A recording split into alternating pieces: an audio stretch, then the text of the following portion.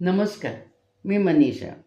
आज दिव्याच्या अमावस्येचा दिवस. उद्यापासून श्रावण महिना सुरू. आपल्या परंपरेप्रमाणे सणांच्या राजाचा महिना. तर आज दिव्याची पूजा केली जाते. आजच्या अमावस्येला दिव्याची अमावस्या म्हटलं जातं आणि दिव्याची पूजा केली जाते. दिवे लख्ख अगदी घासून, पुसून, गंध, फूल, अक्षत घालून पूजा केली जाते आणि प्रार्थना केली जाते. हे दीपदेवता प्रसन्न हो, तुमच्या या प्रकाशानं सगळ्यांच्या आयुष्यातलं दुःख नाहीसं होऊ दे, अंधार तो नाहीसा होऊ दे आणि सुखमय प्रकाश सगळ्यांना मिळू दे, अशी प्रार्थना केली जाते. तर एका गावामध्ये बघा, एक गरीब सामान्य भटजी होते आणि मग ते आपले मातीची पणती रोज करायचे आणि रोज 12 महिने त्या पणतीतून देवाला तो दिवा दाखवायचा आणि त्यांना प्रार्थना करायची देवाला, की "हे परमेश्वरा, सगळ्यांच्या दुःख निवारण होऊन तो अंधार जाऊन सुखमय प्रकाश सगळ्यांच्या आयुष्यामध्ये येऊ दे. सर्वेत्र सुखिनः सन्तु." असं तो म्हणून प्रार्थना करायचा. आणि या दिव्याच्या अमावस्येला त्याच गावचा जो राजा होता, त्याला आपल्या संपत्तीचा अतिशय गर्व होता.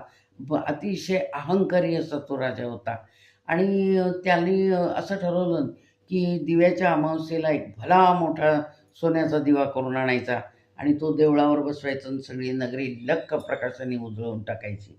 म्हणून त्यानं रथातून तो मोठाच्या मोठा दिवा आणला आणि त्या मंदिरावर बसवला आणि दिवा लावला आणि सगळीकडं झगमगाट त्याला दिसला आणि तो म्हणाला, "बघा, माझ्या या सोन्याच्या दिव्यामुळं कसं नगरात सगळीकडं लख्ख प्रकाश पडलेला आहे आणि नगरी कशी उजळून निघाली." त्याच्यावर प्रजेनं त्याला सांगितलं, "महाराज, हा तुमच्या दिव्याचा प्रकाश नाही. हा एक आपल्या गावामध्ये एक भटजी आहेत.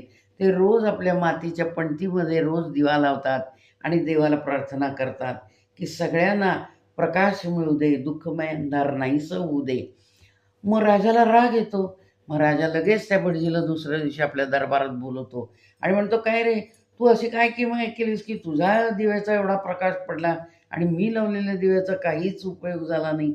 त्याच्यावर तो म्हणतो नम्रतेनं राजाला, "राजेसाहेब, आपल्या दिवा जो होता त्याच्यात आपला अहंकार जळत होता, म्हणून तो प्रकाश दिसत नव्हता आणि मी जो दिवा लावतो, तो मी सगळ्यांना सुख मिळावं आणि सगळ्यांचं दुःख नाहीसं होऊन जावं आणि असं मी नम्रतेनं देवाला प्रार्थना करत होतो सगळ्यांसाठी. माझा अजिबात अहंकार त्यात नव्हता, म्हणून हा प्रकाश पडला."